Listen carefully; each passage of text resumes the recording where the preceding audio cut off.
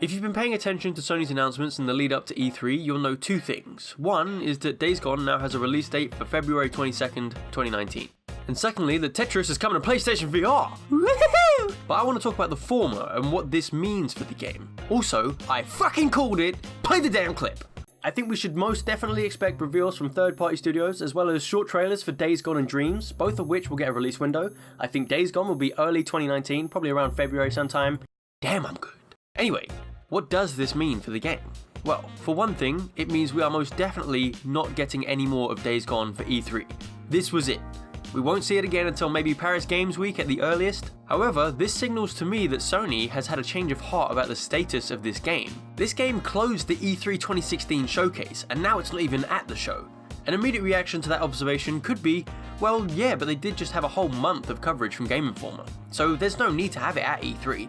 To that, I say nonsense. Do you really think that if Sony thought Days Gone was the next AAA masterpiece, they would just slip it out in an announcement before the biggest gaming event of the year? An announcement, by the way, that many people probably won't see. I mean, I know the hardcore will see it, but the casuals definitely won't. And even if they do, you still would have had more eyes on it if it was on stage at E3. There is also the possibility that Sony just had too much to show this year, so Days Gone was just shown before the conference to make room for other games, but I don't buy that either. I mean, could you see Sony pushing Horizon Zero Dawn or God of War from the conference? A game from their own first-party studios because they have too much to show off? Of course not. These are the money makers. You want to make sure that every possible person knows about these things. You want to show it off every chance that you've got. You'd at least give it a trailer. It looks like Sony doesn't think this game is worth the marketing budget it once was. I don't think this is because Sony doesn't believe in Days Gone anymore. I think they just believe in Spider-Man, Ghost of Tsushima, Death Stranding, and The Last of Us Part 2 a little more. So they want to put all of the focus on them for the big shows. Really emphasize that these are the heavy hitters, and perhaps Days Gone doesn't quite hit that quality threshold that the others do.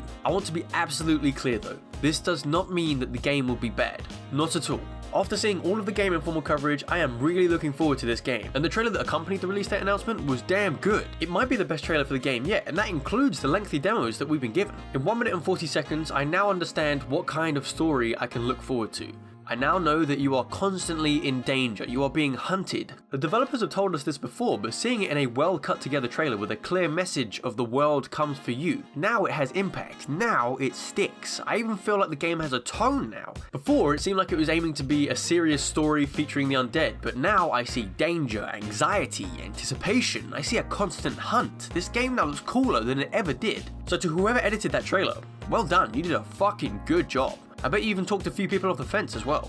Let's talk about the release date itself. It's a damn good one. February is a good time to release a game, especially this kind of game. And by this kind of game, I mean a game that looks promising, but not quite everything connects for the consumer, so they can't decide whether or not to take the plunge. And that is something that Days Gone is heavily suffering from, so releasing it in the often barren month of February gives the game some time in the spotlight, gives it a chance to breathe. And lets gamers think, well, I've got nothing else to play, so I might as well try this one. And if you want an example of February working in a game's favor, look to Dying Light, another zombie game. Dying Light sold 3.2 million copies in its first 45 days, making it Techland's most popular game ever.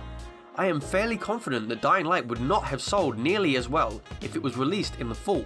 There's not only a lull of AAA games in February to help sales, but it's also just after Christmas, and whilst the parents might be skint, the kids just got all that Christmas money and then looking for a place to spend it. Does anyone else remember the days when every game was released in the fall or the early winter? Maybe you got a game or maybe even a few games for Christmas, but you finished them all in the week anyway because, you know, what else are you gonna do? You're not going to school. Then maybe you've got a little Christmas money left over to spend, but there's fuck all coming out for the next 8 months if you're lucky, so you just end up spending it on a bunch of useless bullshit like food.